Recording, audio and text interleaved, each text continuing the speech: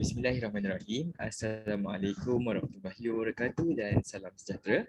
Bersama-sama dalam TEPEN Lecture Series yang bertajuk SPM Chemistry Get to Know Corrosion. Okey, baiklah.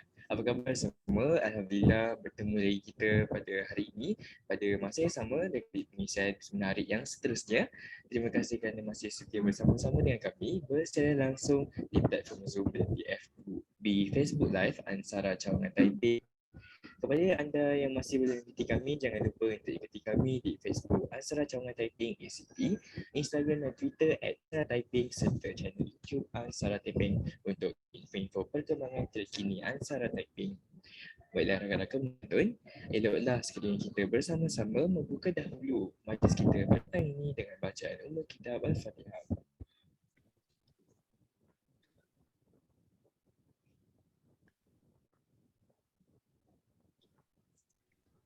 Amin, amin, ya Rabbal Alamin. Baiklah, sebelum mulakan majlis, ingin saya ucapkan ucapan ribuan terima kasih kepada rakan-rakan strategi ANSARA Taipei, iaitu Jabatan Kimia Mata Rendah Sains Mata Taipei serta TNF Energy Sdn Bhd. Sebelum saya memperkenalkan speaker, saya eloklah sekiranya saya memperkenalkan diri saya. Saya ialah Muhammad Azri Akmal Hazim bin Muhammad Azri, ANSARA Taipei daripada batch 2020. Kini saya menyambung pelajaran saya dalam asasi kejuruteraan dan asasi komputer di Universiti Islam Antarabangsa Malaysia, dan saya ialah asisten untuk Biro untuk Exco Komunikasi ANSARA Taipei bagi tahun 2021-2023. Baiklah, pada hari ini kita sangat beruntung kerana bersama-sama dengan kita ialah TS Nurul Izni Kairi daripada batch 5, iaitu lecturer di Universiti Teknologi PETRONAS, serta Miss Diyan Muhammad Ridzuan, iaitu part-time lecturer dan Ph.D candidate serta di Universiti Teknologi PETRONAS. Apa khabar Puan Nurul dan juga Miss Diyan? Say hi. Say hi. Sekejap ya. Berhilang. Alhamdulillah. Alhamdulillah, terima kasih kerana sudi meluangkan masa bersama-sama dengan kami pada petang ini. Baiklah, tanpa menyayangkan masa lagi, saya menjemput dan mempersilakan TS Nurul Izni Kairi dan juga Miss Diyan Muhammad Ridzuan daripada Universiti Teknologi PETRONAS untuk menyampaikan perkongsian mereka, iaitu SPM Chemistry Get to Know Corrosion. Dipersilakan. Okay, thank you so much Azri. Thank you so much Cikgu Julia, Cikgu Aisyah for having us today. So a little bit of introduction about me. So actually you can call me Madam Izni, or maybe Kak Izni also can. So I used to be your super senior back in 2004 and 2005. So it was 15-16 years ago since I left MSM Taipei. So together with me today, I have Miss Diyan. So my colleague from Center for Foundation Studies in Universiti Teknologi PETRONAS. So here we are today. We are supposed to deliver some sort like I consider as lecture. So to our dearest students in Taipei right now. So we are going to talk about corrosion. So but before that, kita nak sembang-sembang corrosion ni, it's a little bit hard for me to directly jump to the experimental part. So what we are going to have is that we are going to go through and explore a little bit on corrosion. Okay, nervous ni sebabnya yang tengok kita lah cikgu kita sendiri kan. So we just try our best, okay? So just that one thing for sure lah, we are not an expert in corrosion. We are not coming from corrosion punya industry or whatever, just that we're sharing our knowledge to you so that you can explore and see the beautiful part of chemistry. Now focusing on the application part of corrosion. Okay. So now this one would be our presentation flow. I think that I'm going to deliver in English, okay, because I used to deliver in English. If you have questions, so just feel free to interrupt us, either me or Miss Diyan, so we are going to answer your questions straight away. Okay, so this would be our presentation flow for today. So we are going to talk about theoretical part. We are going to explore on redox reaction. We are going to explore on galvanic cell and corrosion as well as rusting. So when it comes to corrosion and rusting, I think quite a number of students still confused what is the main difference between corrosion and rusting. But truth to be told is that you know that when it comes to corrosion, you are talking about redox reaction. So it's basically back to electrochemistry. Okay, now we are going to look into discussion on the experimental part. So I have been made to understand by Cikgu Julia, my teacher, that you guys has been assigned to go through a simple experiment that you can just find anything from your household item. So you just need to demonstrate on the application of corrosion. Okay, or maybe basically you're going to look into the rusting part. Okay, now we are going to explore on that part as well. And then I will pass the session to Ms. Diyan for application of corrosion knowledge and how to slow down the corrosion process. And truth to be told is that it's going to be a little bit hard for us to stop corrosion because it's happening. So the only thing we can do is that we can just slow down the process. Okay, we cannot stop it completely, but we can just slow down the process. And then we're going to have some sort like activities, a gameplay time. So just make sure that you guys are attentive. So we're going to award maybe 2 or 3 students who actively participate in the session together with us today. Okay, so take note on the points that we are going to deliver. So the questions that we are going to ask you might come to any of the points that we deliver. And last but not least, we're going to summarize everything. So based on the flow of presentation that we have today. So now move to learning outcomes. So sebab lecturer dah biasa ajar kena ada point kan. So basically the learning outcomes that we put over here is basically based on what we are going to present. Okay. So now redox. Theory on redox, galvanic cell, corrosion, and rusting. I think you guys have been introduced to this part. We are talking about electrochemistry. So when it comes to electrochemistry, we are basically studying on the chemical reaction and also electricity. So you know that how you generate electricity is basically coming from the movement of electron. So when it comes to electrochemistry as well, you guys have been introduced to galvanic cell as well as electrolytic cell. So to be honest, both galvanic cell and electrolytic cell are basically simple form of electrochemistry knowledge. The only difference is that for galvanic cell, it is basically a spontaneous process. Okay, so a spontaneous process, whereas when it comes to electrolytic cell, it is basically non-spontaneous process. So what is the difference between spontaneous and non-spontaneous process? So for a spontaneous process, when you have your chemical reaction, it will produce electricity. But for non-spontaneous process, in electrolytic cell, you need to drive it. How you drive it? For example, you put battery. So when you put battery, electricity is going to be generated to produce some sort like chemical reaction over there. So it's the reverse process. So you force it to happen. So automatically it's going to be a little bit different compared to what you have under galvanic cell. And then when it comes to electrochemistry, one thing for sure you must know and able to relate about redox reaction. So redox is basically reduction and oxidation. So meaning to say, under electrochemistry, be it whether you talk about galvanic cell or electrolytic cell, we will talk about reduction and oxidation that happens simultaneously in a single time.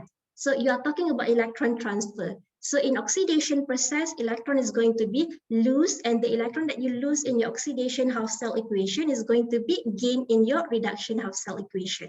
So that will determine the position of the electron in your chemical equation. Okay, so this is, I think, quite common to you. We use this term LEOGER. So that is basically the indication on the correct position of your electron. So just pick up this example. So imagine that you have zinc, solid state, plus 2H plus ion, aqueous state, and producing zinc 2 plus aqueous state as well as hydrogen gas. So when you look at this part, now, if I ask you, how do you determine which one is basically going to be oxidized and reduced? The first thing that you can look at is that based on the oxidation number. Okay, so you can see over here, so you have zinc metal. So when you have zinc metal, the oxidation number of zinc metal over here is 0. Why the oxidation number is 0? Because this is free element. Okay, now from zinc, you produce zinc 2 plus, so the oxidation number changes from 0 to +2. So when you are comparing, it must be apple to apple comparison. So your comparison basis is coming from zinc metal, producing zinc 2 plus, and you know straight away that you increase in the oxidation number. Okay, so let's say I just put the equation over here. So zinc solid producing zinc 2 plus aqueous. Okay, and then one more equation is that what you have over here is that you have 2H plus aqueous, and then you produce H2 gas. So you can see over here, the oxidation number is basically +1 times 2, and then here is 0. So you know that for zinc, you have an increase in the oxidation number. So when you have an increase in the oxidation number, so it will indicate oxidation process. So this is your oxidation half cell equation. So when you talk about oxidation, is where you are going to lose electron. So you can try to put over here. So this is going to be 2 electron located over here. Why 2 electron? You can counter check. Oxidation number here is basically 0, and here is +2. Now when you put +2, 1 electron carry negative charge is going to be 0. So it's a balance equation. So when it comes to ionic equation, you must balance the atom first. So since it's balanced side by side, you have zinc 1 mole in your left hand side, and another side you have zinc 1 mole. But the only thing that is not balanced is the charge. So you have to balance the charge by putting an electron. So when you put 2 electrons over there, so this is going to be a balanced half cell to indicate oxidation process. So since this one resemble oxidation process, automatically this one would be reduction half cell equation. So you see over here, you have 2H plus, so it's basically +2, and you need to put 2 electron over here. So +2 times -1, then you will get 0. So it's actually a balanced equation. Okay, now you have your oxidation half cell equation, you have your reduction half cell equation. Now you want to determine or produce or deduce your final net ionic equation. So we are talking about net ionic equation. So in your net ionic equation, electron term should disappear. So over here in your half cell oxidation side, you have 2 electrons, so you can cancel it off. So the same number of electrons, so you don't need to manipulate anything. So it will come out, your final equation is going to be zinc solid, so plus 2H plus aqueous producing zinc 2 plus aqueous plus H2. So you see it's the same equation that we have over here. So that is your net ionic equation. So you see from identifying the oxidation number, also the location of electron. So you see for oxidation here, based on this definition, LEO, oxidation is where you lose your electron. So electron is going to be positioned in your product side. The same goes to the other half cell equation, which resemble the reduction one. So it's basically positioned in your reactant side. So that's how you produce your balance equation. So in electrochemistry, it's very important for you to know how to balance equation. And the equation that we are referring to is basically net ionic equation over here. So net is basically a balance equation. Okay, so point number 1, what you have to do is that you have to make sure you check the oxidation number to indicate your oxidation half cell and reduction half cell equation. Second point, you can also use your position of electron. Okay, now moving to this part. So this is a basis comparison for oxidation and reduction process. So you must know the difference. So when it comes to oxidation, you're talking about loss of electron. So when you talk about loss of electron, you relate with Leo. Second one, when it comes to reduction, you talk about gain of electrons. So you talk about GER. Okay, so you talk about the position of the electron. So you must know the difference. Second one, another way how you can identify the half cell equation is based on the oxidation number. So should you have an increase in the oxidation number, it will indicate oxidation process. Should you have a decrease in oxidation number, you have to know that it's basically referring to reduction process. So oxidation number, of course, rule you have to follow. Either you are referring to ionic atau cation and ion. You have to follow whether you are referring to a free element. Okay, so that will determine the oxidation number. Okay, so and one more thing, when it comes to oxidation process, you are basically referring to reductant. And when it comes to reduction process, you are referring to oxidant. I think this one you're quite familiar because you have been introduced to this point. It is that I need to highlight it again so that you get a better or clear picture when I deliver about experimental part and so on. And of course, oxidation at all time, it's basically referring to anode side. And reduction, it is referring to cathode side. However, when you are comparing between galvanic cell or electrolytic cell, the charge of the terminal of your electrode is going to be different. So the charge of the electrode that you have in your cell is basically defined by the flow of current. So it's basically referring to the movement of electrical charge. So that's why sometimes when you are referring to galvanic cell, your anode is basically negatively charged. But for the other half cell, is going to be the opposite one. That is basically referring to the charge of your terminal that you have.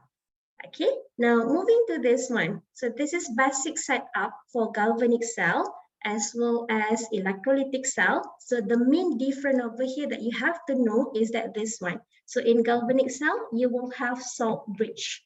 Very important, you need salt bridge. So you can just use any electrolyte. When it comes to electrolyte, it's basically referring to tendency that the electrolyte can be dissociated into its component ions. So for example, common electrolyte that we use is NaCl. So it is going to be dissociated completely since they are strong electrolyte to Na plus ion as well as Cl minus ion. Okay, so now you know you have your anode, you have your cathode. So in galvanic cell, your anode is negative charge and your cathode is basically positive charge. And you connect it to voltmeter. Why you connect it to voltmeter? Because this one is needed, a device to measure potential difference between your anode as well as your cathode. Okay, so the process that you are referring to here is basically you are talking about conversion of chemical energy into electrical energy, how you produce your current, and it can be measured to the reading that you get from your voltmeter. Okay, on the other hand, when you compare and look into electrolytic cell, since electrolysis is basically non-spontaneous reaction, okay, you have to drive the process by using battery. Okay, so the charge that you have in your anode side and cathode side, this is your anode, this is your cathode, is the opposite from what you have in your galvanic cell. So in electrolytic cell, what do you have? Your anode is positive charge. Why? Because it is connected to the battery, positive terminal of your battery. This is your negative terminal. I'm not going to discuss in detail about electrolytic cell because it's quite detailed. You need to know a few factors. For example, how you decide the products of electrolysis. You can have various medium to indicate your electrolysis and so on. But just good for you to know for this part that electrolytic cell is using non-spontaneous reaction. Why? Because you are basically referring to conversion from electrical energy. Now in this case, referring to your battery so that you can generate chemical reaction. And you see, the terminal that you have over here is positive. So your ion here, your free moving ion is going to be attracted towards your terminal, the charge of your terminal. So for anode, since the charge of your terminal is positive, so it will attract all of N ions towards it. Same goes to the other side, which is your cathode. Since this is negative terminal, so it will attract all positive ion towards it. Okay, so now moving to this part. So it is actually referring to a similar equation that I use over here. So zinc solid plus 2H plus producing zinc 2 plus plus H2. So you see now you imagine you have zinc metal as your strip. Okay, so this is solid. So you just put your zinc metal and you embed it inside Cu2 plus solution. Okay, so since this is Cu2 plus solution, the color is blue. So you just have one electrode, you dip it in a solution, it's copper ion solution. You can just use copper nitrate. So in this case, I just put and want to indicate that this is your copper solution. And after some times, you would see that the observation that you can get, you would see that on top of your zinc surface here, when you take it out from your solution, you see this kind of color. Okay, why is that happening? So it's actually based on redox reaction. So zinc is basically going to be oxidized to form zinc 2 plus ion. So it's the same equation that we have over here. Zinc is oxidized to form zinc 2 plus ion. And then what do you have over here? The copper 2 plus ion here is going to accept electron that is basically loose from your zinc, and it is going to be forming some sort like copper deposit. So this is your copper deposit solid. So you see that is basically redox reaction. So zinc is being oxidized, so you produce a zinc 2 plus ion, and then the electron that you lose from the oxidation of zinc is going to be gained by a copper 2 plus solution, and you're going to produce copper solid. So you can try to generate the half cell equation for this. Okay, now moving to another more complex reaction. Now in this case, this is using the setup that we have over here. So you are using 2 electrode system. So when you're using 2 electrode system, over here you would see this is your zinc metal as the first electrode that you have. Second one is your copper electrode. So you see there is a reading that you can see from your voltmeter over here. So it's 1.103 volt. So it's basically the potential difference as a result of when you put zinc metal into a zinc 2 plus solution, as well as copper metal into copper solution, copper 2 plus solution. So what is happening inside here when you compare with the first experiment here? You just have first 1 electrode, second you have 2 electrode. So now in this case, you would see that zinc here is the same reaction. Zinc is basically being oxidized to form zinc 2 plus ion. So you can try to create your equation over here.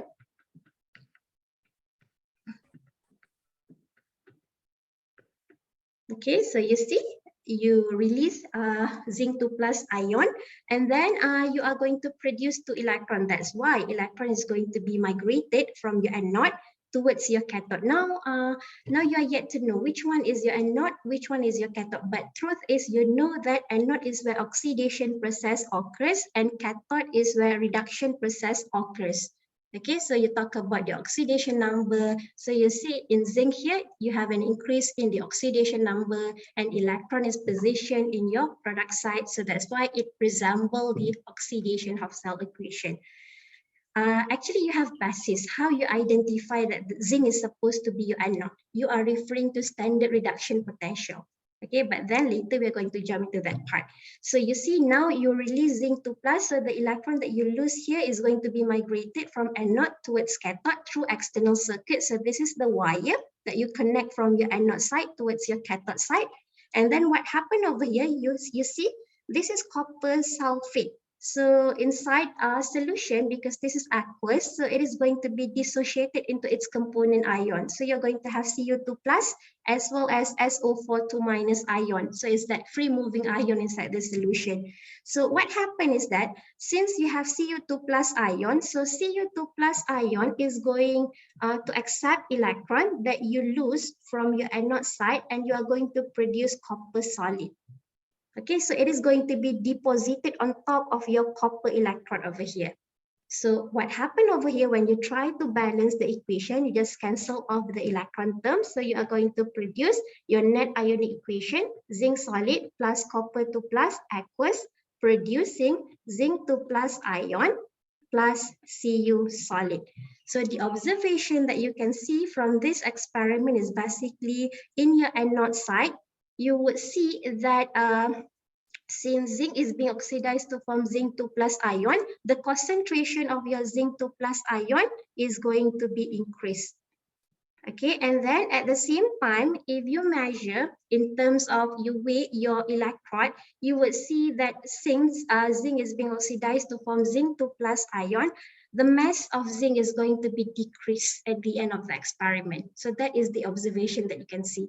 Okay, and one more thing, on the other side of your cathode side, what you will see over here is that since Cu2 plus solution here accept electron and it is going to be reduced to copper solid. So you will see the mass of your copper solid at the end of the experiment is going to be increased. And then intensity of your copper 2 plus solution is going to be decreased. The color, okay, the color of the copper 2 plus solution is going to be decreased. So that is some sort like observation that you can pick up from this experiment. So not to forget, in your galvanic cell, you also have salt bridge. So it is very important that you must install salt bridge. So without salt bridge, you cannot allow the migration of electron from your anode side towards your cathode side.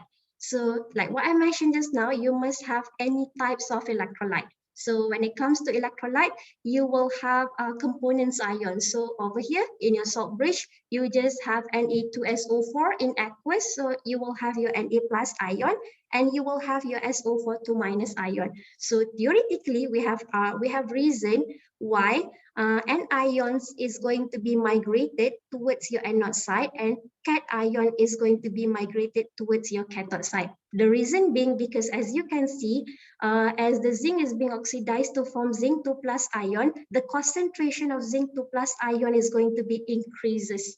So when the concentration of zinc 2 plus ion is too high, you need counter ion to balance it. So the counter ion is coming from your salt bridge. So that's why when SO4 2 minus ion migrated towards your solution over here, you can decrease back the concentration of zinc 2 plus ion. And because of that, you can allow electron to be migrated from your anode towards your cathode side. And on the other hand, the reason being why you are going to allow cations coming from your salt bridge to be migrated towards your cathode side, because over here you will see Cu2 plus solution is going to be decreases. Why over here concentration of Cu2 plus is going to be decreases? Because Cu2 plus in your reduction half cell equation, it is going to be reduced to form copper solid. So the concentration of Cu2 plus decreases automatically. SO4 2 minus ion increases. So you need counter ion to increase back the concentration of cation over here. So that's why you need cations coming from your salt bridge to be migrated towards your cathode side. So that is the theory behind this galvanic cell reaction. Okay. So this is common table. So I picked this one coming from your textbook. So basically you will see this is stated to be as E0, so it's standard reduction. But the standard reduction that we are referring to, you can see the position of the electron here are all positioned in your reactant site. So this is basically E0 reduction.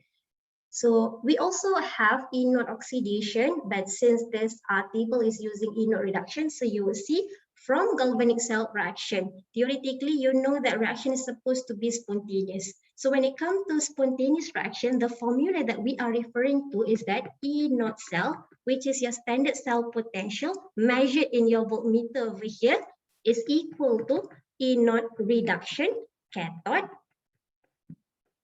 minus E0 reduction anode.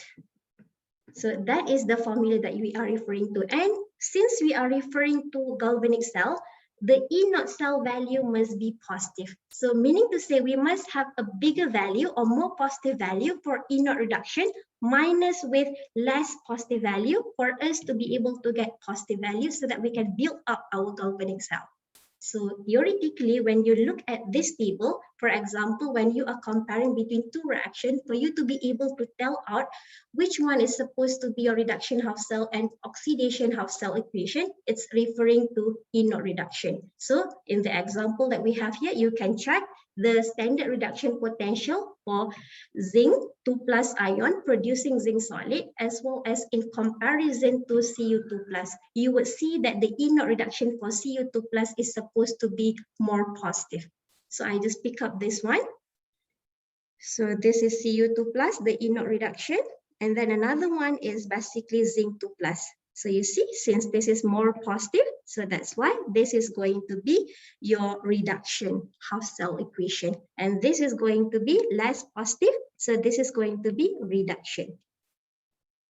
Salah, oxidation, sorry. This is reduction. Okay, so that's how you're able to tell which is supposed to be your anode side, your cathode side, but theoretically at all time anode is where oxidation process occur. So this is the same table coming from what you have in your textbook.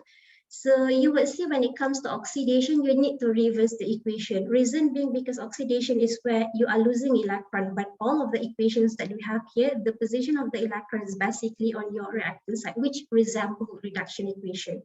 Okay, but if you want to pick up based on this formula, so when you want to calculate and make sure that you will get positive E0 cell, you are going to pick up E0 reduction for your cathode. In this case, it's basically E0 reduction for Cu2 plus producing Cu minus with E0 reduction of zinc 2 plus producing zinc. So that is how you will get the value. Like you just plug in the value. So you will get positive value. So that is one of the way how you can identify which one should be your oxidation half cell and reduction half cell equation. So that is for you to get the idea. So it's basically the same table that what you have coming from your textbook here. So, and automatically you will be able to tell based on the strength of oxidizing agent and reducing agent. So most positive value, so this part is going to be undergoing reduction, and less negative is going to be undergoing oxidation. Remember, when it comes to oxidation, you have to reverse the equation. Then only you will get your oxidation half cell equation. Okay, now that is the theory on that redox part. So moving to corrosion versus rusting. So when it comes to corrosion, one thing for sure, you don't get it confused because rusting, it is referring to iron.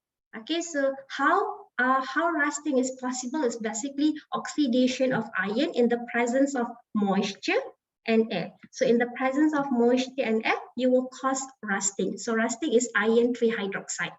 Okay, and then when it comes to corrosion, it can be any materials, any metals, any non-metals. And the result of it is going to cause them to be oxidized, and it is going to be deteriorating the condition of your materials. But the end effect is the same lah. You're going to destroy the material. But for corrosion, it can be any material. But for rusting, it is specifically for iron alone. Okay, so if you look at this part, for you to have corrosion, it can be polymer, it can be ceramic, it can be non-metal. So, but you would see that the appearance sometimes it would be not as nice as when you first bought the thing. But when you compare with iron, it can affect all sort of alloys, all sort of iron. So what is the difference between iron and alloy? So iron is a metal. So you know in periodic table, you have group 1, you have group 2, you also have transition element. So if you have transition elements, so they are coming from group B, it's in your periodic table, it's B, coming from B. So transition element is also metal. So for transition element, you can have more than one oxidation number. But for group 1 alkali metal, the oxidation number is +1 at all time. For group 2, your main element, the oxidation number is going to be +2. The only difference over here, if you have or referring to transition element, the oxidation number can be more than 1. So when it comes to metal, you know that metal have higher tendency to be oxidized. Okay, so that's how you produce your cation over there. So however, for rusting, when you want to compare iron, so this is metal alone, and alloy, it can be iron as the main element, and you will have some sort like additive. Okay, so alloy, for example, you combine iron with carbon, you combine iron with chromium, you combine iron with molybdenum or anything. The reason why you will produce your alloy, because sometimes based on the application, you want to improve the properties, you want to increase the corrosion resistant, you want to make it more shining and so on. So that's why you need to change the properties a little bit. How you change it? By having iron as the main component, and you add up a little more component other than iron to improve the properties. So for rusting, it will affect any iron or any alloy. So if you have come across to steel, you have come across to stainless steel, so they are basically having composition of iron as the main composition. Okay, now for corrosion, it will cause surface exposure to air or chemicals. So in the event that it is being exposed to air, it is being exposed to chemicals, so it will cause things to be corroded. However, for rusting, when it is exposed to air or moisture, you would see some sort like orange brown color. So that is the products of rusting. We call that one as iron trihydroxide. Okay, so this one, it will have different colors lah, but commonly it is seen as blue, green color. So that is the indicator to indicate that corrosion has happened to that particular material. Okay, so I hope you can differentiate between corrosion and rusting. Okay, now this is rusting of iron. The reason why you learn about rusting of iron, because iron is ataupun most abundant element that is being used. Okay, when it comes to the materials that you build up, your building and so on. So we use iron and it's alloy, so that is main composition. So that's why you have to learn about rusting of iron.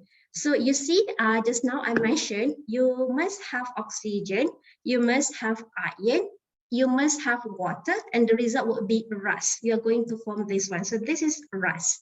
Okay, I think you already learned about this one. So what happened over here, it's basically a form of redox reaction. So it's a spontaneous process. So why this is a spontaneous process? Iron is going to be oxidized. So this is the equation. I'm not going to repeat. Iron is going to be oxidized to form iron 2+. And what happened over here, the other side is going to be reduced. Your oxygen side is going to be reduced to form hydroxide ion.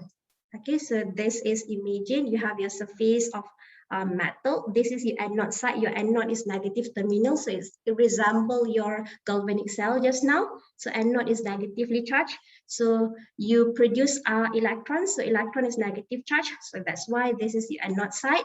So imagine this is a water droplet on top of your metal surface. In this case, we are referring to ion. So this is where you have your oxygen, but the composition of oxygen is a little bit lower compared to what you have at the center of this part. Kita panggil apa ya? Some sort like water droplet. Okay, and then you would see that you can balance the equation. Okay, and then you see your balanced redox reaction over here. Your iron 2+, and it is accepting hydroxide ion. It is going to be producing iron 2 hydroxide. So that's how you produce this one. And further oxidation process of iron hydroxide in the presence of moisture, you are going to produce iron 3 hydroxide here. So that is your rust. Okay, this one you already learned. I'm not going to explain in detail. It's the same mechanism.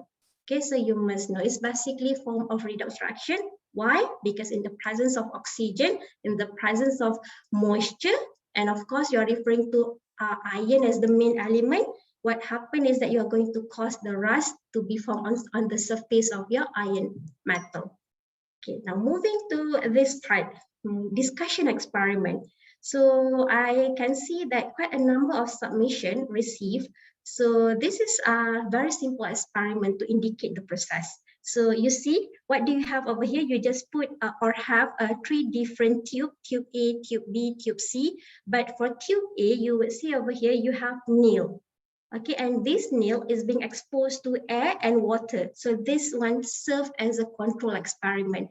So when you run any experiment, you must have your control experiment, right? So you know theoretically in the presence of air, in the presence of water, iron is going to be corroded. You're going to form iron trihydroxide, which is your rust. So that is theory. So that is the reason why tube A is going to be your control experiment. Okay, and this one is where you manipulate it, okay, for B and C. So you see, for B, you put oil on the surface of your water.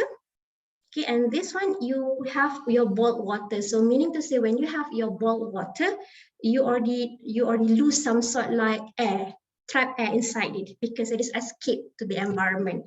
So, and then on top of that, you also put oil. So meaning to say, for tube B, there is no presence of air.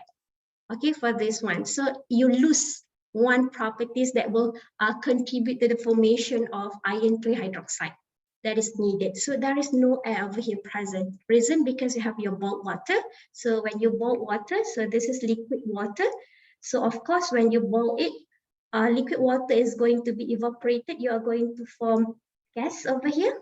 So automatically there is no dissolved air, dissolved oxygen, you lose it. That's why there is no oxygen over here. So this is the first parameter that you manipulate. Second one, in tube C, you have anhydrous calcium chloride and you also put dry air.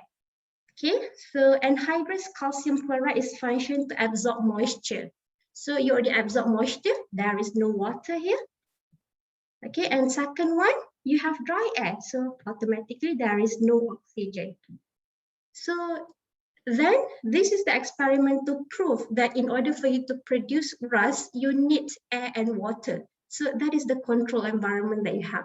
So automatically, after some times when you leave it, this test tube, maybe for 5 days, 7 days, you would start to see some sort of appearance of rust on top of the nail surface. And of course, bila you nak buat experiment, you have to ask yourself, what is the material? Is it iron? Okay, or basically, is it carbon that you are referring to? Carbon is non-metal. Okay, or you use any other metal. If you are referring to rusting, you must make sure that the material that you use is basically iron or steel. Okay, wow, 542. Okay, so that is basically the experiment to prove. So at the end of the process, at the end of the experiment, you would see that in tube A, you would see some sort of appearance of rust. Why? Because this nail is being exposed to water, is also being exposed to oxygen, air. So that's why you will have rust. However, for tube B and tube C, since there is no oxygen, there is no water, so you lose the components needed for you to produce rust. So you would see that there is no rusting on the top of the nail surface. So that is the observation that you can see. So that is experiment that you can try also.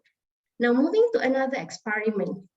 So you know that in order for you to promote a redox reaction, you need electrolyte. So when you have electrolyte, you will have some sort like, you will introduce electrical conductivity. So you will allow current to move. Okay, so you know when you learn about electrolyte, you have various types of electrolyte. You have strong electrolyte, you have weak electrolyte. So let's say when you do your experiment, you put your nail or basically any iron or its alloy, you put it inside acid, you put it inside salt solution. So they are considered to be a strong electrolyte. So kalau you ingat balik, when you have strong electrolyte, it is going to be completely dissociated into its component ion. For example, this is salt, common table salt. So inside solution, it is aqueous. So you are going to produce Na plus ion, aqueous plus Cl minus ion. If you have HCl, this is strong acid. So it is a strong electrolyte as well. So what happened is that when you have HCl inside solution, it is going to be dissociated completely to H plus ion as well as Cl minus ion. However, if you have acetic acid, cuka, CH3COOH, so aqueous. So this is weak electrolyte, so the arrow is not right. So when you have weak electrolyte, it is going to be partially dissociated into its component ion. So you are going to produce CH3COO minus aqueous plus H plus ion aqueous, but because this is weak electrolyte, weak acid, which is also known to be as weak electrolyte. So if let's say you have your solution, you put it inside a beaker here, you will have CH3COOH, you will have CH3COO minus ion, you will also have H plus ion. Okay, so meaning to say, because this is weak electrolyte, the components, some of the components remain intact as CH3COOH.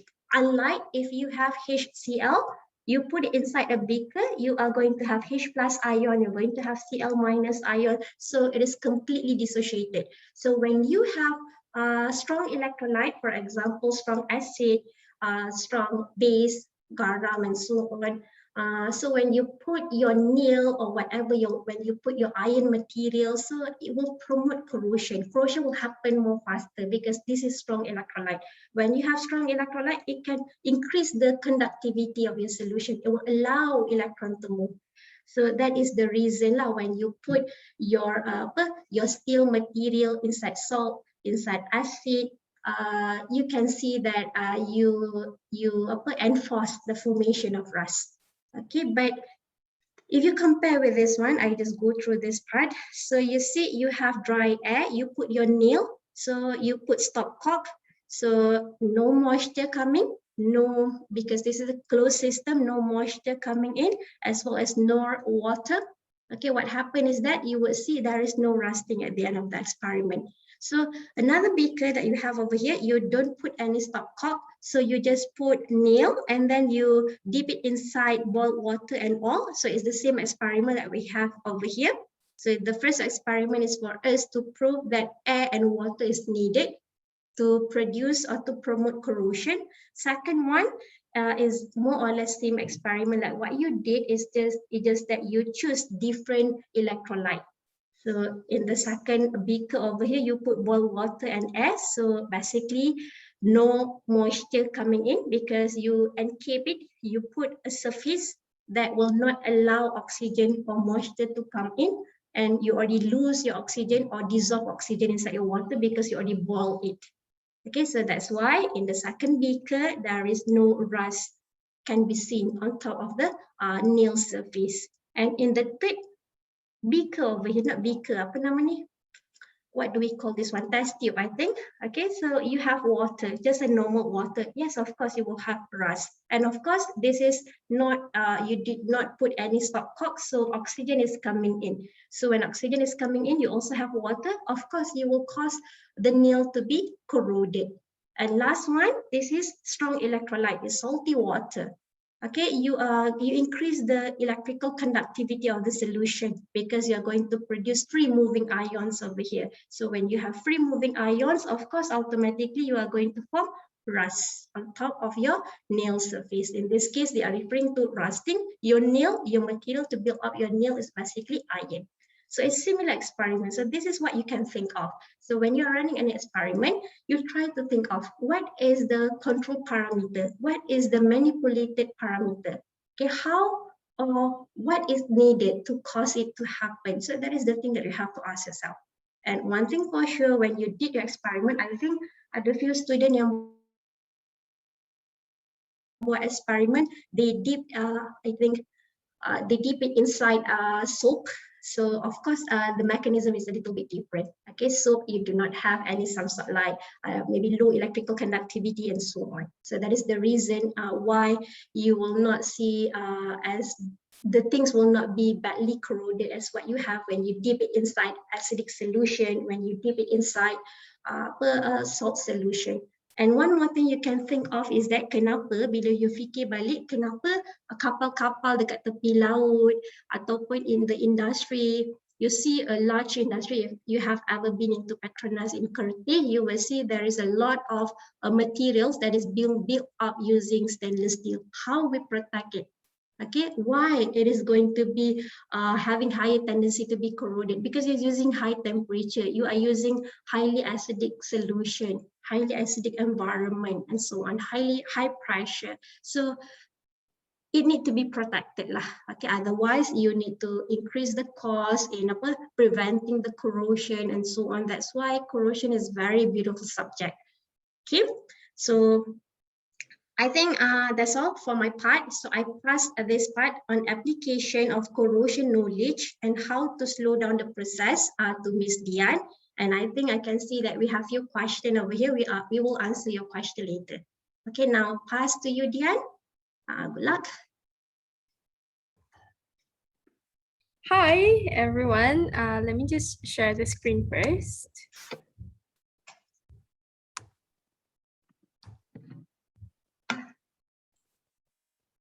Great. I cannot.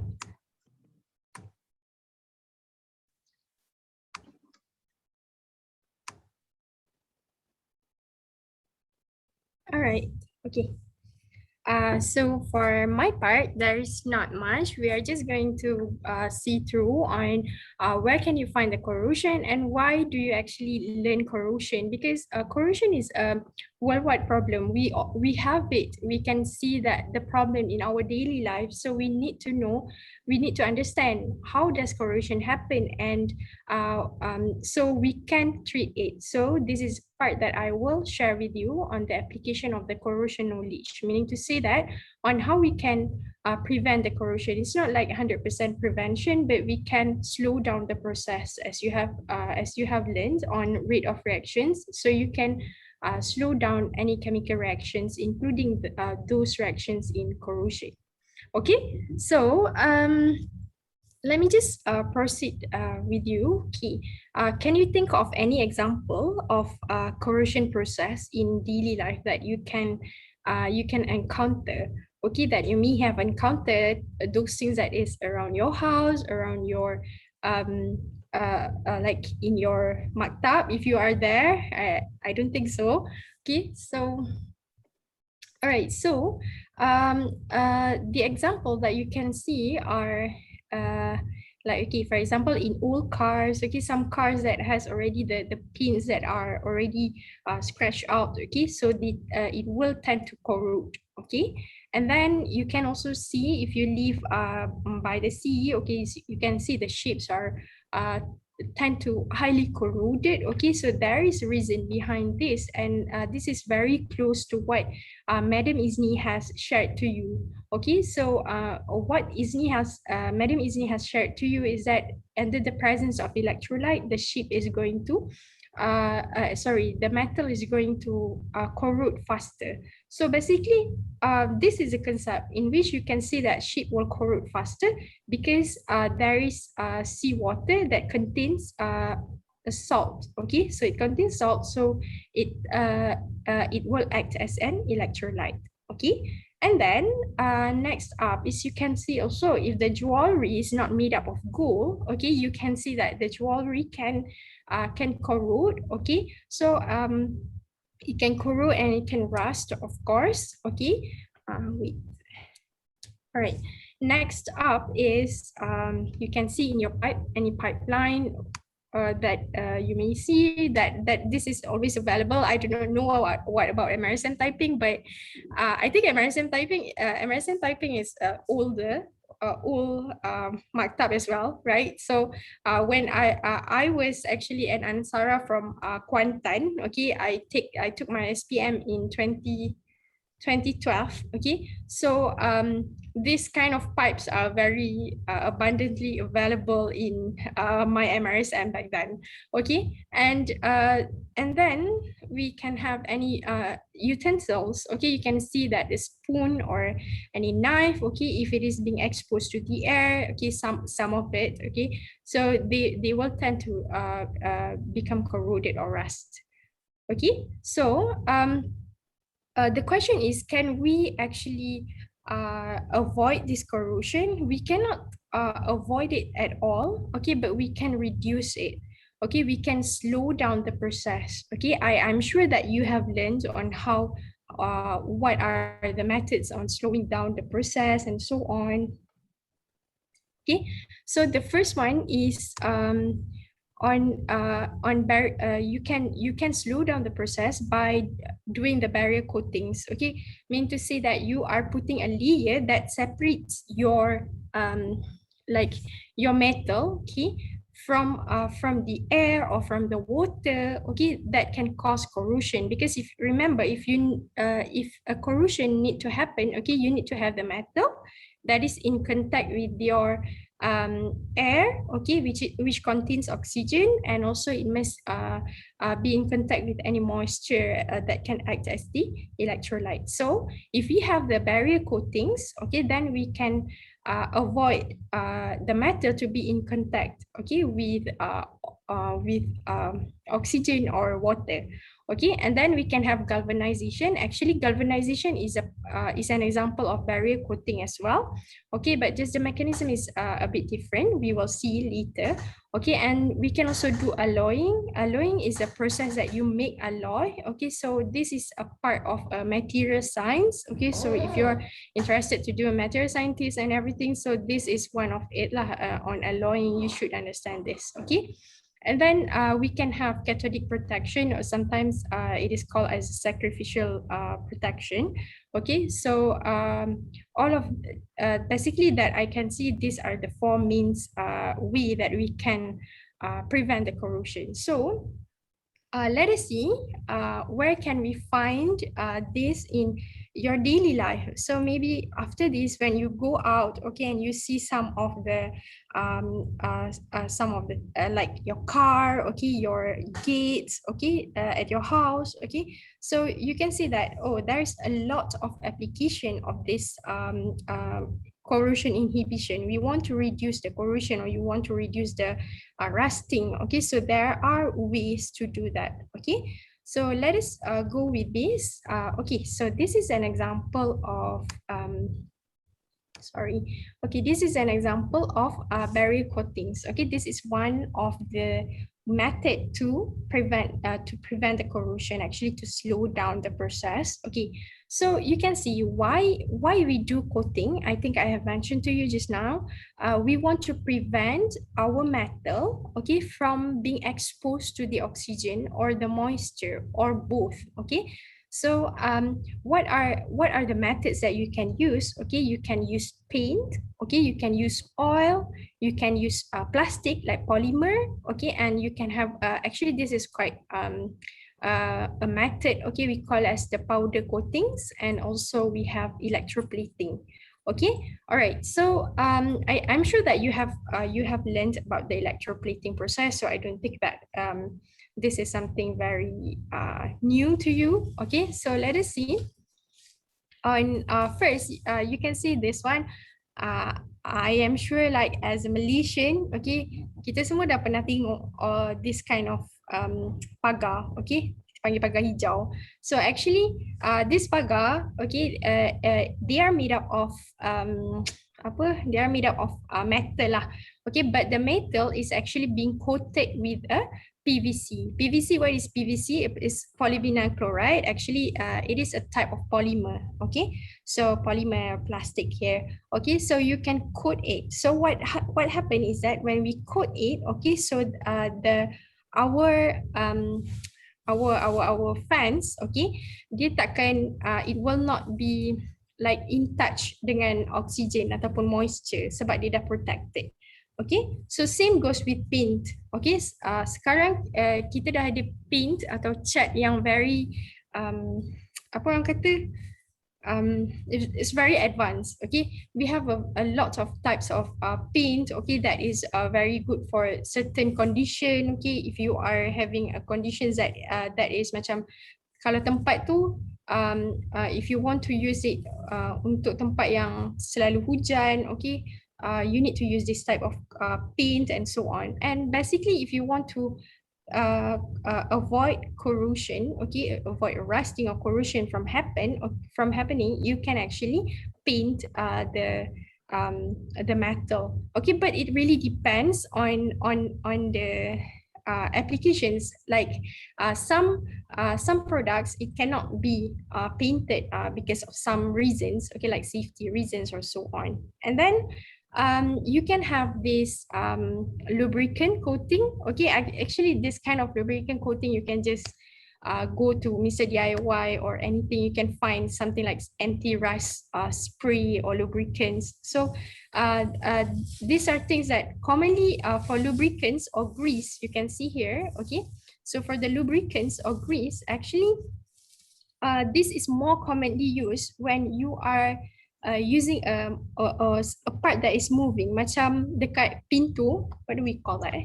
Engsel pintu tu. So we are door hinges. Yeah, door hinges. Okay, yeah. So so commonly we will put in some grease, okay, to increase the movement, and you want to avoid it from become eroded. Eroded is because of its movement. Okay, so so you don't want it to be exposed more to the oxygen and moisture and speed up the corrosion process. Okay, so same like grease coatings.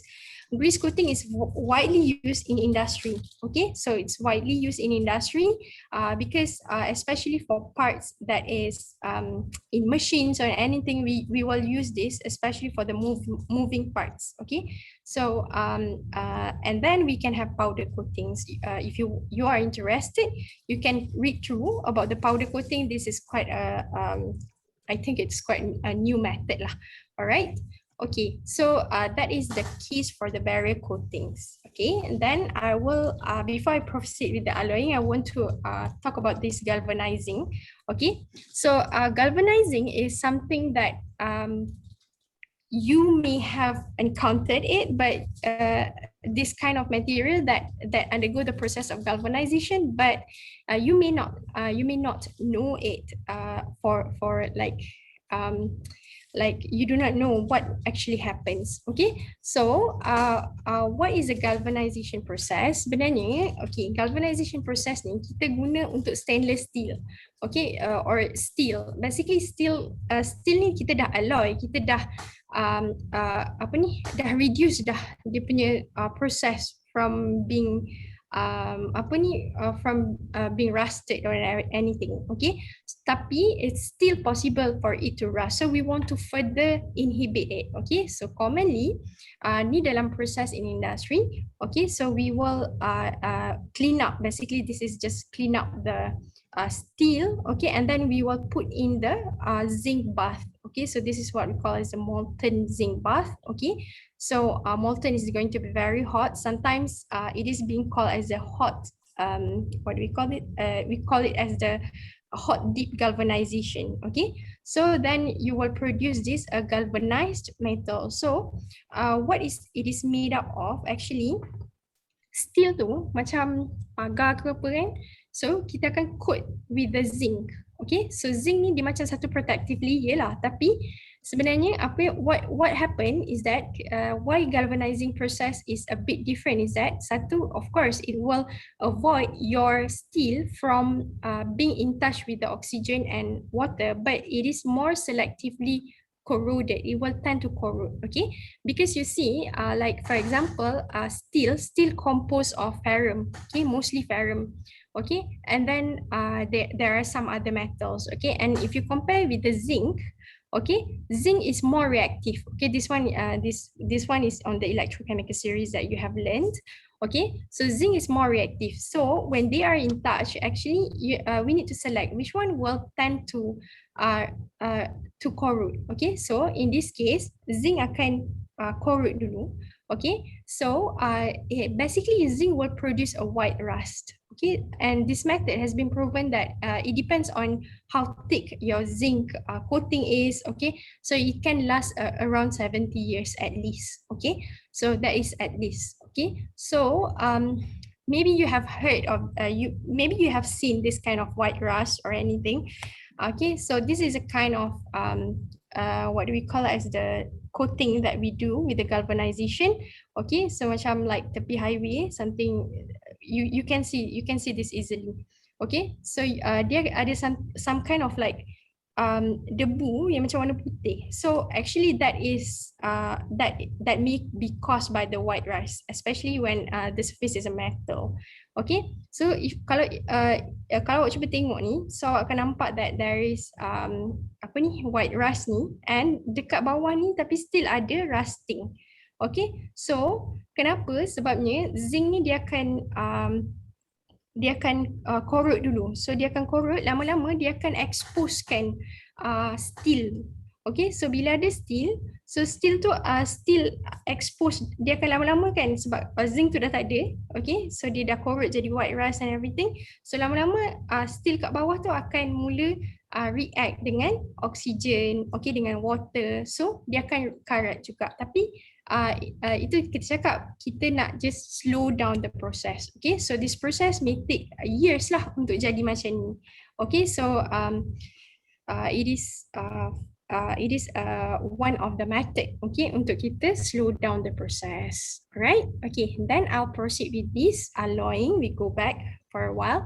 Okay, I'm not sure the word that I use is correct or not. Copper is tembaga and brass is wasa.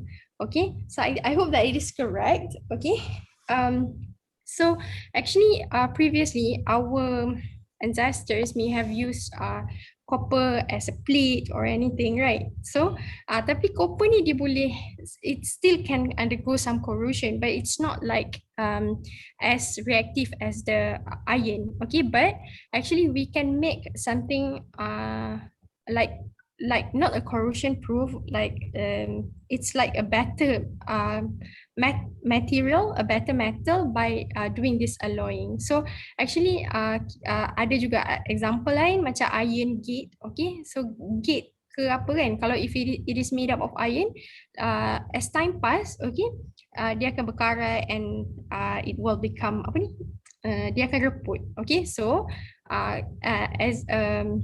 as a way to avoid this, kita akan make a stainless steel. Okay, so the stainless steel is that we are mixing the iron with other metals or other non-metals like carbon, nickel, okay, chromium and so on. Okay, so kalau tengok pun stainless steel ni dia ada different grade sebab dia different composition dalam tu. Okay, so actually alloying is a very cool invention, okay, I think among in human among human lah, sebab we can produce something that is more that has better performance and so on. Okay, then per se, I think this is cathodic protection, or maybe you have learned about the sacrificial protection. And this cathodic protection, we sacrifice the other component to become an anode. Okay, so this one goes back to your concept of the galvanic cell or the voltaic cell that you have learned. Okay, so commonly this cathodic protection, it will be used in pipelines, okay, in construction, okay, and also in marine, like a ship. Okay, so because I just mentioned to you, ships they tend to corrode easily. So if you can have this kind of cathodic protection, so this can reduce the corrosion. Okay, so I think that is quite a time. Let us just do some activities. Okay, you try, okay, you take out your phone and go to this file, sorry, this link. Okay, sorry, I don't have the. All right, so can all of you go to this link? Just, I think use your phone, it's easier. Okay, you need to put in your name. Okay, because the Izni said if we want to pick up winners. Okay, so if you can answer it correctly and as fast as you can, so we want to pick up the winner.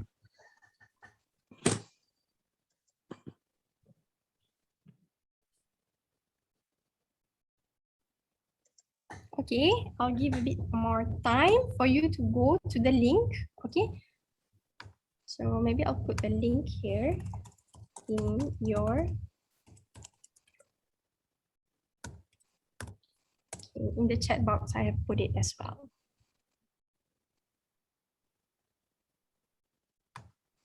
Okay, so why stuck?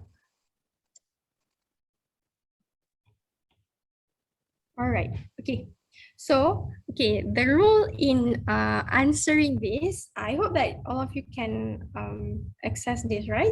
Okay, so the rule in answering this is that you need to make sure that you get a correct answer, you will get marks. And if you answer it faster, okay, you will get more marks. Okay, so that is how we are going to pick up the winners. Okay. So for this one, and you are only being given around 15 seconds to answer. Okay, so you need to look quickly, okay, and answer this. There is only around 10 questions. Okay, Diyan. Kita try to engage with the students since we are having one-way communication. Are you guys there? Yes. Yes. Okay, good to hear your voice because normally we don't really like one-way communication. You should interrupt. You should talk to your teacher. So we are your teacher today. Okay. Okay, now please participate in this one. So you just go to pollf.com. So under Miss Diyan punya link. So answer this question, okay? So we just want to see whether you understand the way how we deliver the content or not. Okay, all the best. Yeah, do you guys have any problem in going to the link? I hope no. If you have any problem, you can raise your hand. Okay. So seems like no problem. All right, so let us go with the first question. Okay, so stuck a bit. Okay, so the first question is why I think this is available in your voltaic cell that Madam Izni just mentioned to you guys. Okay, so what is the instrument we use to measure the voltage? Okay, that is produced from the electrochemical reaction in a voltaic cell. Okay, I don't know which one you guys use, voltaic cell or galvanic cell, but they are basically the same thing. All right, okay, so you have around 10 seconds to answer this question.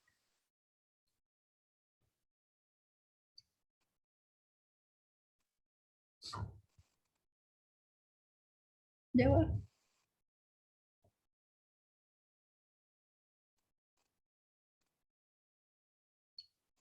All right, so we have around 35 students, 47, 40, 50. Okay, 54. Okay, I think, yep, the 15-second time is up. So let us see. All right. Okay, so 81% mentioned that the instrument is voltmeter.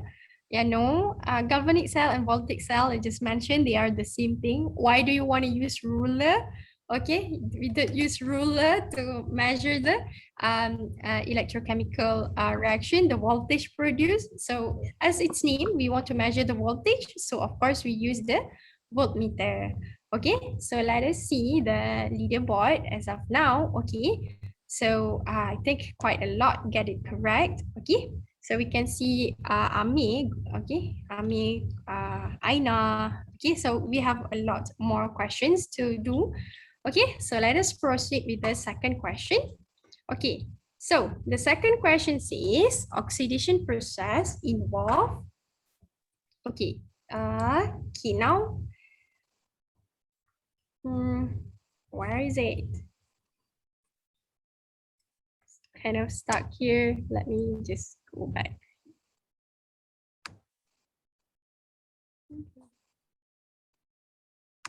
Right. I need to use my iPad, I think. Doesn't appear to be right. Oh yeah, yeah. Okay, Diyan. Wait, I think that is because of my internet maybe. So I need to use this. Okay. Yeah, it's back. Back. Okay, so 15 answer. You have 5 more seconds for 9, 40. Oh, laju. Good. Okay. All right. Okay, time's up. Okay, the poll is logged. All right. So let us see if you get it correct. This is a very, very basic concept. Okay, let us see. Next up is. Okay, right, good. Okay, so 88% mentioned loss of electrons. Very good. Okay, don't be confused. Okay, you can use any acronym or anything. Okay, Madam Izni, do you have anything to add? Because you just mentioned to them. oxidation process involved. So you remember that Leo and GR, so that will give you the idea on the correct position of the electron. Actually, the trick is very simple. You just want to look at the way how you balance the charge. Okay, so that will be the position of your electron. So automatically oxidation is where you are going to lose your electron. So it's basically the electron should be positioned in your product side. Okay, yeah. The ranking. Next up, we have the leaderboard. Okay, seems like still Amin lagi. still leading. Right? Okay. Okay, so we can have still some more. Okay, let us proceed with the next question. Why is Okay. no my name? Sorry. All right. Now, okay, in a galvanic cell, the anode. Okay. Negative terminal. Right. So in a galvanic cell, the anode is going to be where the reduction occurs. Is a negative terminal. Rabiato, did you raise your hand? Any question there? Rabiato result.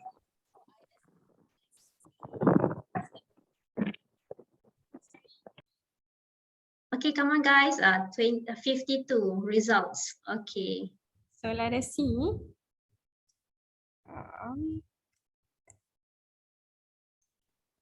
Right. So, yep. 69%. Wow. Okay. Anything to add here, Izni? Why? We Okay, can have around 70-30 around that. Okay, you remember in galvanic cell, so the anode is where you lose your electron. So when you lose your electron carry negative charge, right? So theoretically, your anode should be negative, your negative terminal, because that is the position where you lose your electron. And electron is going to be migrated from your anode side towards your cathode side. So that's why that explains your anode should be negative terminal in your galvanic cell. Okay, so ada 29% out of 50 plus students tadi jawab salah. Okay, remember your charge of your electrode is different when you compare between galvanic together with electrolytic cell. Okay, move, Diyan. Yep. Okay, so let us see the leaderboard. Okay, so there's still quite a students that got it correct and can answer it in quite a long time, a short time. Okay, so let us proceed with the next question. So in a galvanic cell, okay, galvanic cell again, yeah, voltaic cell, okay. So the electron is produced at, I think the answer is just mentioned by Izni just now. Okay, wait, seems stuck again. It's just because of the internet. Wait. Okay. Baru bagi jawapan tadi. Yeah, true. Disappear again. Yep, because it is my internet here. All right. Okay, the electron.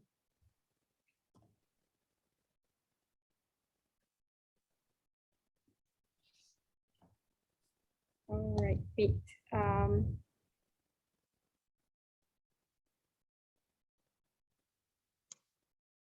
Okay, wait. I think there is some issue here.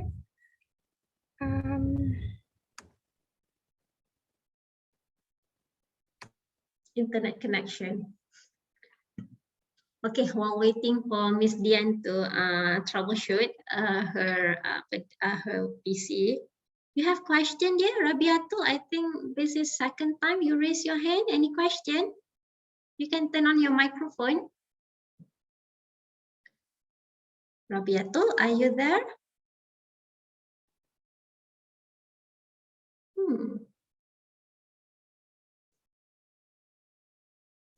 Any question? Let me call random name maybe. Okay, you accidentally tapped the button. Okay, can I have Adibah Nawal? Are you there? Adiba? I just randomly pick up you and you are the lucky one. Not there. Akila Auni?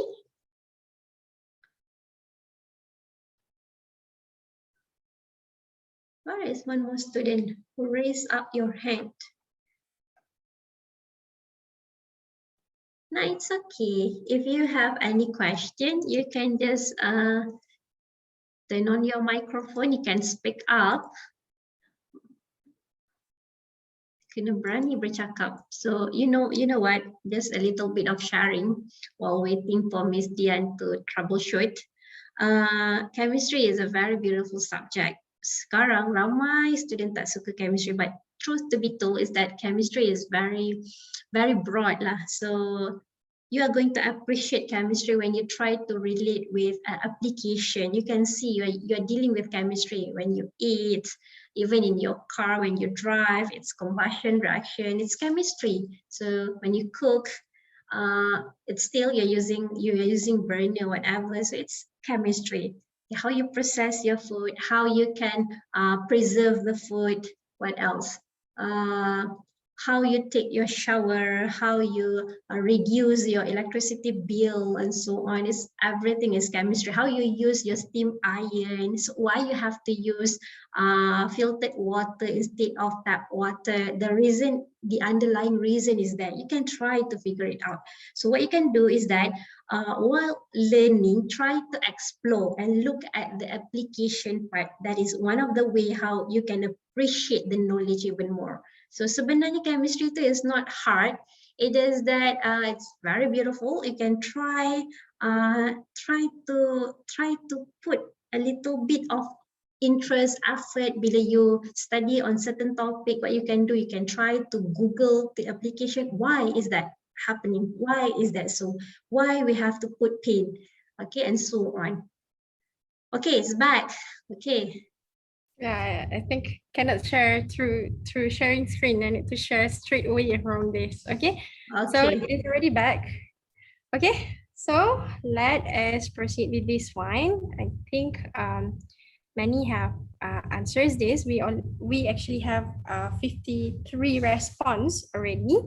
Okay. So I'll just wait a bit more until the time stop ticking. Okay, so we have around 60 response. Let us see what is the answer. Okay. Okay. Yeah, sorry, this is just previous question, right? Okay. Ambil lagi. Okay. All right. Let us proceed. Okay. So this is a question that we have just now. The electron is produced at, okay.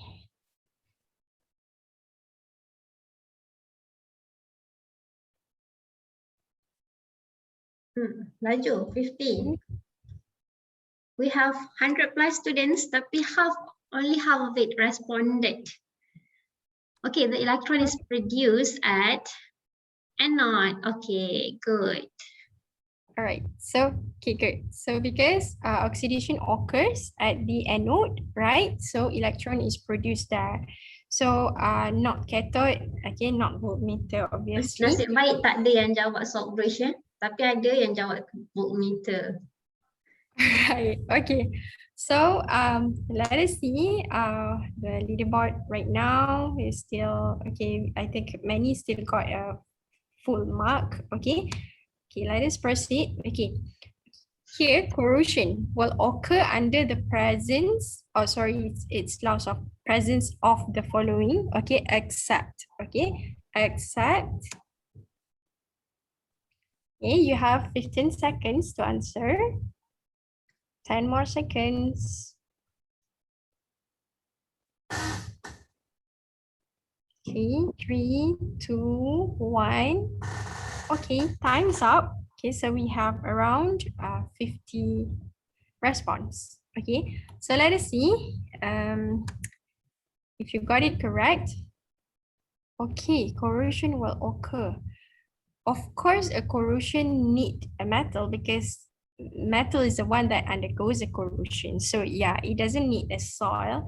Okay, so what is needed, remember, it is Metal is the one that is going to be oxidized. So Yeah. that's how redox reaction happen. So that's why the answer metal should be included lah. Okay, so yeah, the answer is solved. So let us see. Okay, we still have some students that got it all correct. Next up is, okay, here, rusting is an example of corrosion. What is the metal involved in rusting process? Okay, so let us see what is the metal involved in rusting process. Okay, you have 10 more seconds. 9, 8, 7, 6, 5, 4, 3, 2, 1. Okay, time's up. Okay, the poll is locked. Okay, so let us see what is the correct answer. I think you can see what is the difference between corrosion and rusting. Okay, so the difference between corrosion and rusting is that the rusting involves the it is actually the corrosion of the iron. It's very specific for the iron. Okay, yeah. Okay, or the ferrum, Fe. Okay, so that is about rusting. All right. So, okay, good. Many of you got it correct. Next question, next up is, okay, so this is a leaderboard. Okay, still a lot of you got full correct marks. Okay. Okay, so which of the metal will corrode faster? Remember, yeah, if you answer faster, you will get more marks. You will you will be at the top of the leaderboard. Okay, so which of the metal will corrode faster? Okay, this relies on the concept of this electrochemical series or the standard reduction potential that you have learned. Okay, so you need to think quickly. All right, so which one will corrode faster?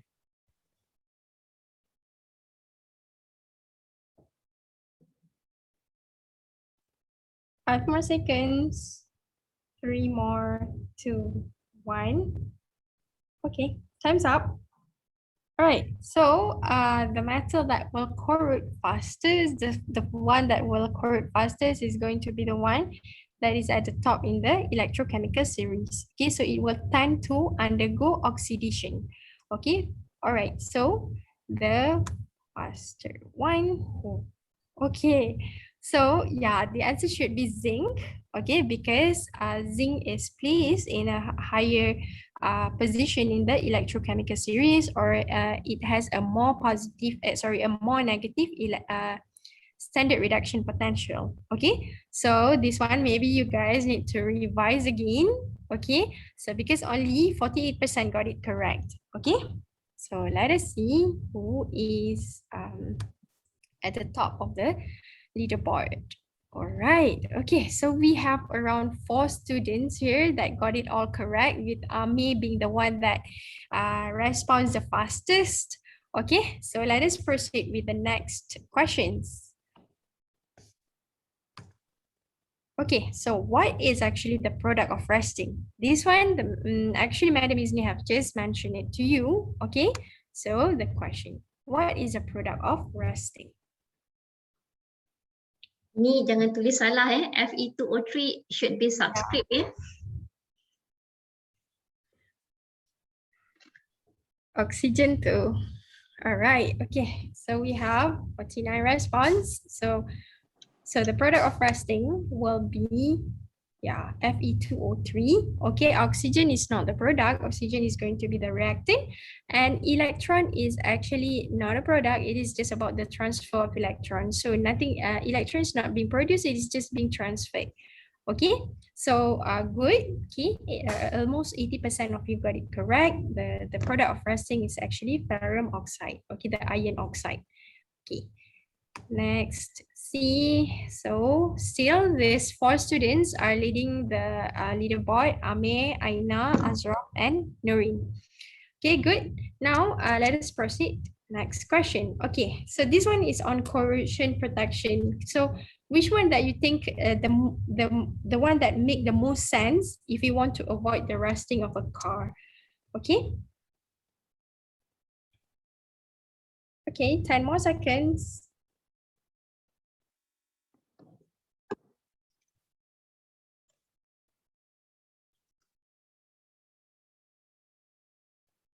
All right. Okay, so we have 53 response. Okay, the time is up. Poll is locked. Let us see which one is the best method to avoid the rusting of car. Yeah, okay. Actually, if you paint the car, that is the best way, and it is going to be more aesthetically pleasant to see. And of course, you don't want to do electroplating of the car. Okay, that is going to be very costly. And also, if you do galvanization, okay, cover with the zinc layer, okay, that I mentioned, it is very not suitable for a car. Okay, so your car is going to have some white rust that is not going to be looking good. Okay, same like a plastic coating, like a polymer, it is not a suitable material to use to protect the car body. All right, okay, so let us see. Okay, still we have this. Okay, now it shortens to 3 students that are top in this leaderboard. Okay, so we have Amir, Aina, and Azraf. Okay, let us proceed with the next questions. Okay, what about if you want to avoid the rusting of metal spoon? What do you think is the best way to avoid the rusting of metal spoon? Okay. All right, 10 more seconds. Okay, you need to respond faster.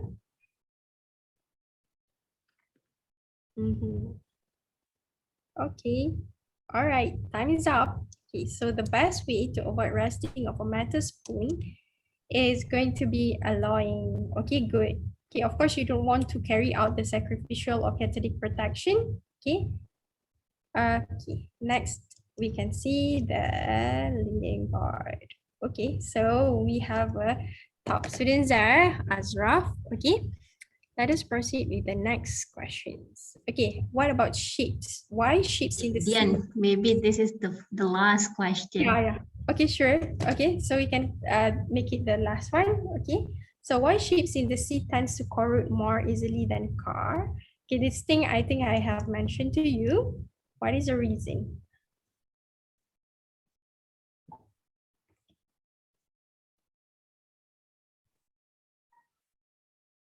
Five more seconds, and we are going to select the winner. All right. Okay. So good. Okay, so that is the correct answer. And yeah, I think we have the winner here, Izni, that got it all correct. Okay, Azraf. Okay, what you can do, Azraf, maybe top two lah, Azraf and Nurin. What you can do is that you can contact this one to claim your gift lah. A token, a small token from us. Oh, Izni, minta pelajar ni contact saya juga. Okay, Nanti saya contact boleh Cikgu bagi Aisyah token juga. from school. Okay, so this is Miss Diyan's number. What you can do is that you can contact Miss Diyan. Top 2 je, Cikgu? Okay, can I see the result, the last result? Kami bagi top 2. Top 6 Actually, we have 4 students. Diyan, Cikgu minta results tadi. Nanti saya screenshot hantarkan cikgu. Okay, Because, okay. I am sharing other screens right now. Okay. All right. Okay. So I think yeah, congrats to all, and I don't want to take more of your time. Okay, so let us just proceed with the summary. The summary here, I just make a very simple video. Okay, that what we have learned today. All right. Okay, so let us have a look. How do I know if I am sharing together with the sound or not? Oh, okay, here, share sound. Okay.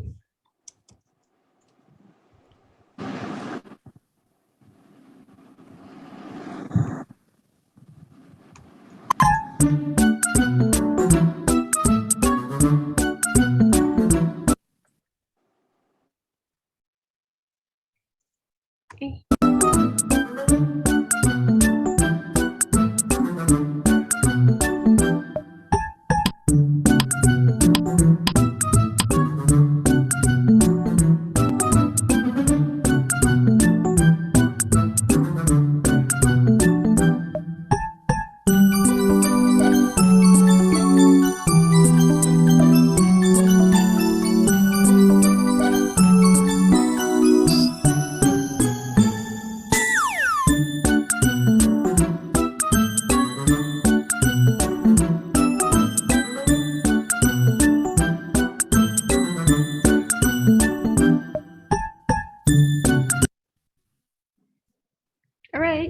Okay, I think, sorry. Yeah, I think that is all from us. Okay, we exceeded the time of 1 hour actually. So from me, I think that is all. Thank you very much to all students, and thank you also to Cikgu Aisha and Cikgu Julia for inviting us for this talk. Okay, I hope that you gain some beneficial knowledge from this sharing. Okay, and hope that it will be useful for you. Yeah, thank you so much. I hope that you find this session is valuable for you. So just in case you have any question, maybe you can pass the question to Cikgu Julia. Cikgu Julia can come back to us. Okay, tapi Miss Diyan punya number I already share. So you can contact her lah should you have any question as well. Nanti I put my number as well. But for you to redeem the prize, you have to contact her. Ya, dia nanti boleh share slide. Maybe we can share through Cikgu Aisha or Cikgu Julia, okay? Alright, Yes, please. Alright, thank you so much. I think that's all from us. Ada moderator ke nak come back? Ada. Sekejap Okay, Azri. Hai, okay. Okay, thank you. Terima kasih. Terima kasih kami ucapkan kepada kedua-dua dan Madam Nurul Izni, Kairi dan juga Miss Diyan dan Ridzuan atas perkongsian yang sangat menarik semalam tadi. Terima kasih sangat dan terima kasih kerana sudi meluangkan masa dan berkongsi dengan kami semua input-input yang begitu bermanfaat sebenarnya. Dan lupakan juga terima kasih lagi sekali lagi kami ucapkan kepada rakan-rakan strategi ANSARA Taiping iaitu Jabatan Kimia, Matematika Sains Taiping serta Diyan Energy Sdn Bhd. Dan jangan lupa ikuti kami di platform media, social media kami. Dan akhirnya, marilah kita tutup majlis kita pada hari ini dengan bacaan tasbih tawaran surah Al-Asr.